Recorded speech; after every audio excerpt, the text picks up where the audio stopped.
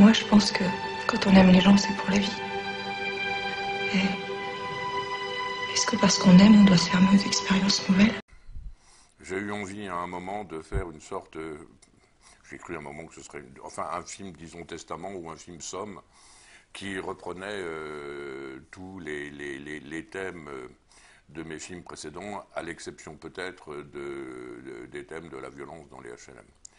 Et ben voilà, j'ai eu cette idée, puis en fait je voulais aussi faire quelque chose de très léger en vidéo par exemple.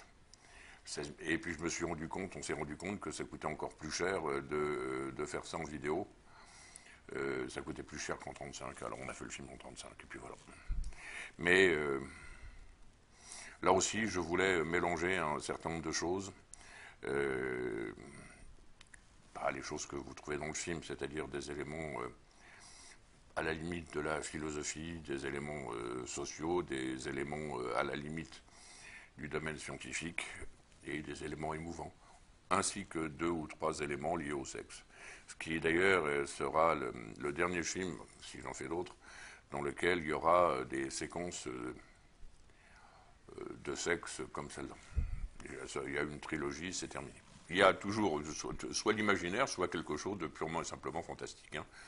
Je sais qu'une des choses qui m'avait beaucoup préoccupé dans un certain nombre de films, aussi bien Céline que quasiment les 3 derniers, c'est de donner le sentiment, même si dans l'avant-dernier c'était presque mis en scène, mais un petit peu comme une tragédie grecque, mais c'est de donner l'impression d'un monde parallèle dans Céline. Une des choses que j'aurais aimé pouvoir faire ressentir aux gens, c'est que au-delà de l'univers sensible, il y en a un autre, peut-être, et de relativiser ainsi toutes nos visions du monde. Ça, c'est quelque chose de permanent dans tous les films et qui se cristallise là de façon presque formelle par le dialogue, de façon explicite par le dialogue dans le dernier film.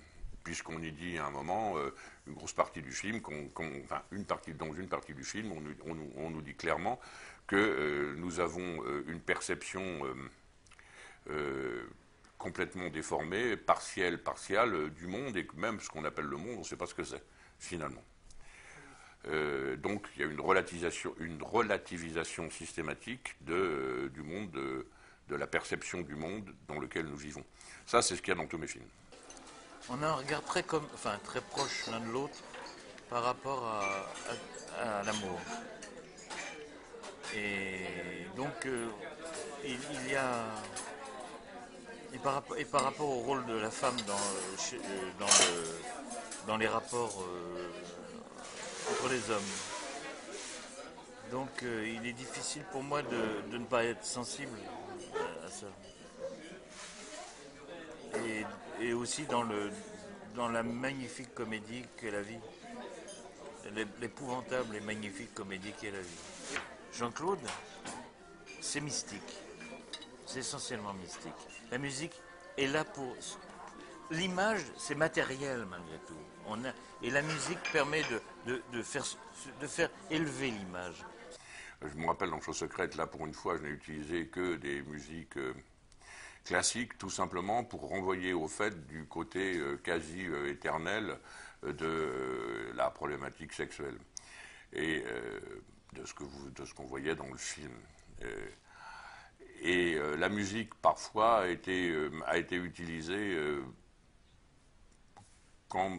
presque comme moment d'exaltation. Appelez ça sacré si vous voulez, là je préfère, parce que vous êtes critique, c'est différent. Moi je préfère être plus modeste dans ce domaine-là. Mais c'est vrai que j'ai par exemple sur le film précédent, pas sur celui-là je n'ai pas hésité du tout, mais sur le film précédent, dans certaines séquences, j'ai beaucoup hésité à mettre de la musique. Est-ce que j'ai eu raison de la mettre ou pas? Je ne sais pas, mais le fond, c'est que par exemple, j'ai mis de la musique sur les séquences plus ou moins, sur les séquences, disons, érotiques, tout simplement pour renvoyer au fait que les gens éprouvaient du plaisir. Pour les filles, ça se voyait, mais que ces séquences avaient quelque chose pour celui qui était en train de les vivre, malgré tout, de relativement fascinant. Et en particulier, celui qui était en train d'observer ce qui se passait. Et j'espère répondre à votre question dans ce domaine.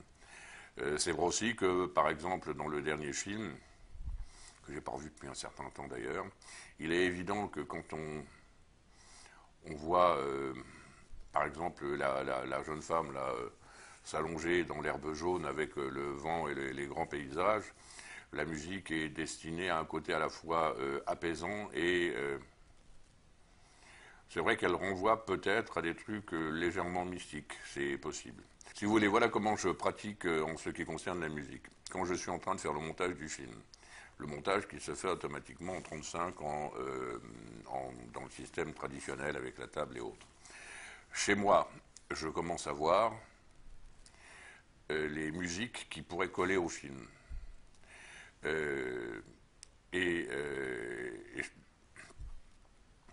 Là aussi, je me rappelle quand justement j'étais en train de faire le montage sur le film précédent, il y a Jean qui m'avait donné un disque avec toute une série de musiques que je pouvais utiliser, mais qui n'avaient pas été écrites pour le film. Et j'ai pris 2 ou 3 thèmes, j'en ai pris d'autres qui venaient de ces films précédents avec moi, et j'ai réutilisé la musique comme ça, et lui s'est contenté de, de les adapter, de changer le début, de changer la fin, de changer 2 ou 3 trucs par exemple. Dans la musique qui a été utilisée dans la séquence du restaurant, il y avait à l'origine, je ne sais plus quel instrument qui l'a retiré. Donc je fais ça, si vous voulez, sur la table de montage. Et pour vous donner un exemple également, lorsque j'ai utilisé un thème de l'Ange Noir pour un film qui s'appelle Les Savates du Bon Dieu, Jean m'a dit, si tu m'avais demandé d'écrire une musique typique pour cette séquence, jamais je n'aurais eu l'idée de prendre ma propre musique, de prendre ce thème-là pour mettre, et il m'a dit, ça colle parfaitement bien quand même. Avec Jean, ça a commencé avec le film avec la petite Paradis, la Noce Blanche, à savoir qu'on se voyait régulièrement. À l'époque, il avait un studio dans le 16e, rue Raffet, je crois. Et je venais tous les soirs et il avait une cassette du pré-montage. Et il était en train de chercher, en regardant la cassette, les musiques. Et moi-même, alors il me donnait au fur et à mesure les enregistrements. D'ailleurs, je dois avoir quelque part la totalité des enregistrements sur Noce Blanche qui n'apparaîtront plus jamais, avec en plus de la musique qui n'a pas été utilisée. Je me rappelle aussi, il y avait un thème que je voulais mettre un moment sur une séquence et je me suis dit que c'était pas la peine, il y en avait trop et je l'ai retiré. Et on travaillait vraiment en collaboration comme ça. Ça s'est fait, ça a été la même chose sur le film avec Sylvie, La L'Ange Noir, où on travaillait. Aussitôt que j'avais une première bande prémontée, j'en faisais tirer, je répète, un télécinéma et je la donnais à Jean et il commençait à chercher son inspiration à partir de ça. Jean-Claude me donne les scénarios, me parle beaucoup, et me fiche la paix pendant un certain temps. Et je ponds, sans voir d'image. La plupart du temps, c'est sans voir d'image. Et je ponds sur ce qu'il m'a dit, sur les intentions qu'il a, sur la pensée qu'il a envie que la musique lui apporte en plus de l'image, etc. Et je ponds, je fais des maquettes, je fais des trucs, et je lui apporte tout. Et lui, à partir de cet instant-là, commençant à travailler, fait ses montages en fonction de mes maquettes. C'est ça. Et je les habille ou pas, mes maquettes. C'est-à-dire que nous sommes arrivés des fois à ne pas toucher aux maquettes. Noce Blanche était un peu particulier dans la mesure où la maquette que je lui ai proposée, on n'a pas pu la retoucher parce qu'on n'avait pas un rond.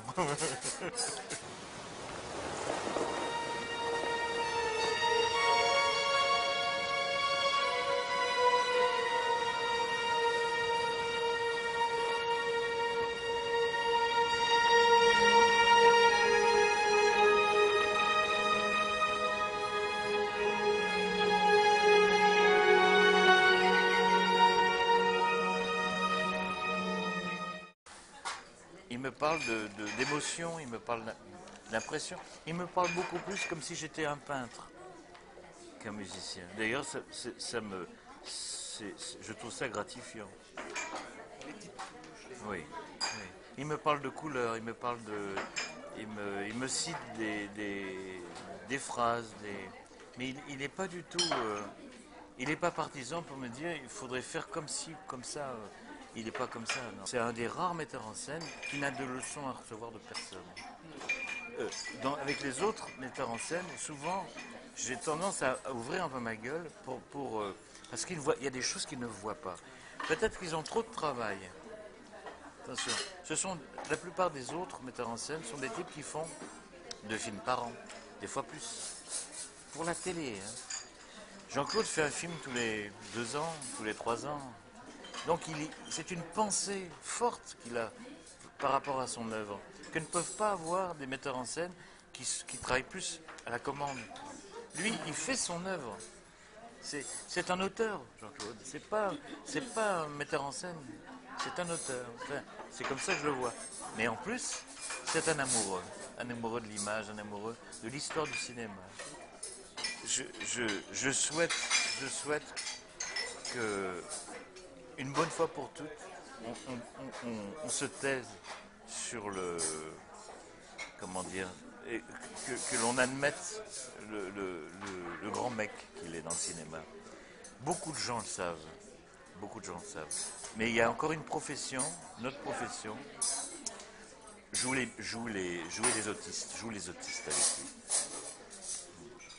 Mais pas le public, hein, pas le public. C'est ça qui est formidable. Moi, je vais vous parler d'une façon complètement crue. Je touche beaucoup de droits d'auteur avec Brissot.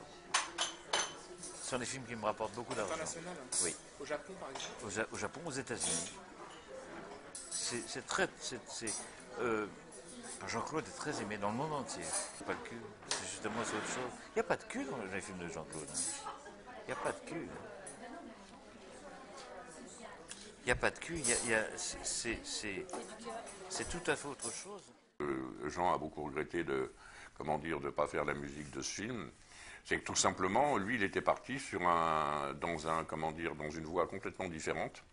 Et moi, quand je suis tombé sur cette musique, qui avait déjà été utilisée dans un documentaire, qui renvoyait vaguement d'ailleurs au thème qui m'intéressait moi, et j'ai eu l'idée de la mettre, et je lui ai dit, écris une musique comme ça, et lui, il n'était pas du tout d'accord avec ce genre de truc. Alors bon, j'ai utilisé la musique que j'avais, puisqu'on était en désaccord. Ça a été la seule fois. C'est pas que de Delrue, ils s'en foutaient que ce soit de Delrue ou de quelqu'un d'autre. Ça aurait été de n'importe quel, du fils du boucher, il aurait pu cette musique, c'était la musique de son film, pour lui. Et je l'ai emmerdé, c'est vrai que je l'ai emmerdé, là, pour lui proposer d'autres choses. Il voulait rien entendre. Et on s'est engueulé. On s'est même fâché. Ça n'a pas duré longtemps. Je pense à Psychose également, mais pas seulement à Psychose, de Vertigo et Psychose doivent beaucoup à la musique de Bernard Herrmann. Mais de la même manière, si vous voulez, moi je pense que la musique a un rôle très très important. Vous voyez le mépris de Godard, la musique de Delrue, heureusement que la musique de Delrue est là. C'est pas contre Godard, ça. Mais si vous regardez la mise en scène, c'est d'une grande simplicité. Et si vous retirez la musique, il n'y a pas grand-chose d'ailleurs. Et quand vous regardez le simple travelling arrière sur Fritz Lang, dès lors qu'on ajoute la musique de Delrue, il y a un aspect fascination qui renvoie d'ailleurs à la fascination que peut exercer Fritz Lang sur Godard. Pareil, pour les séquences où on voit Bardot nu, ça prend quelque chose, grâce à la musique, le tout prend quelque chose de triste et de magique en même temps.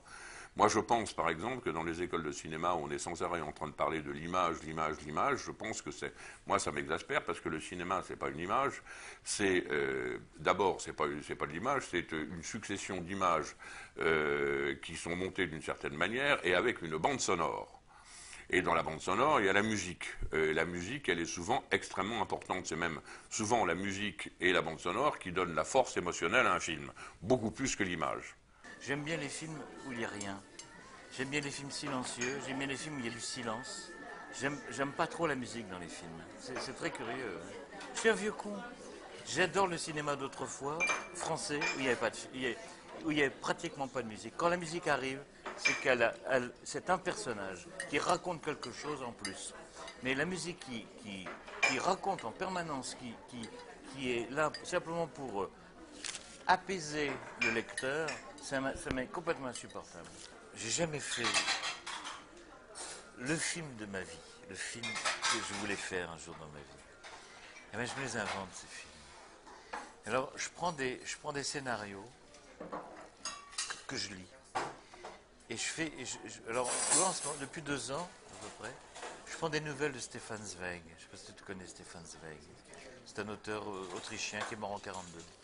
Et je fais des adaptations de ces nouvelles. Je te ferai écouter ça. C'est du cinéma sans images. C'est du cinéma. Alors, je fais des bruitages, je fais venir des comédiens chez moi, je fais des. Tu vois. Et ce sont des histoires que j'aime, que je choisis. Tu vois, et c'est moi qui joue metteur en scène.